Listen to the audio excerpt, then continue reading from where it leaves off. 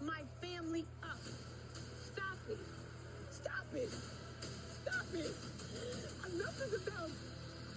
And is going on between Yandy Mendeecee's and wait for it, Tamar Braxton. Child, Yandy and Mendeecee's already have a ton of drama, of which we are all aware. But for him to be creeping around with Tamar, that's the tea, y'all. And honey, there's a bunch of new information that has come up with the person who was with Tamar allegedly confirming that she was indeed with Mendeecee's. And Yandy has reportedly also joined the chat. And guess what? She is allegedly doing the same thing she has always done when confronted with all these infidelity allegations, defending her man.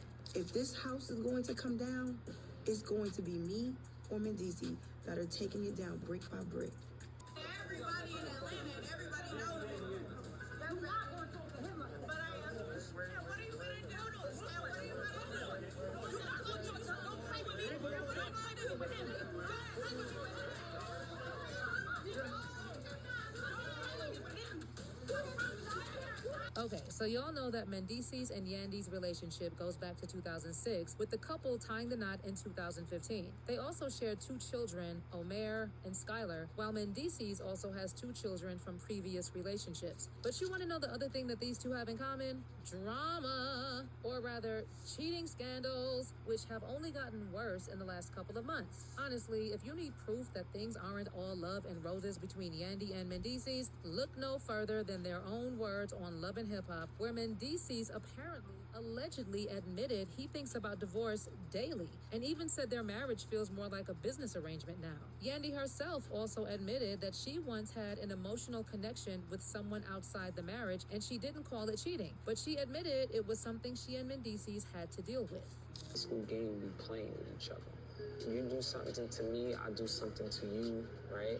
When they start to see signs like the ring coming off or we not following each other, they try to put this puzzle together and create their own narrative. So what? Yeah, I'm telling you. So what? Listen, we hurting each other, right? And not only we hurting each other, we hurting these kids. Tamar Braxton. See, Tamar recently revealed she almost died in an accident after waking up in a pool of blood, suffering from a fractured nose, missing teeth, and mobility issues. And she's still too weak to even speak comfortably. She described the incident as life-changing and requested prayers as she embarks on her mental and physical health recovery. But here's where it gets interesting.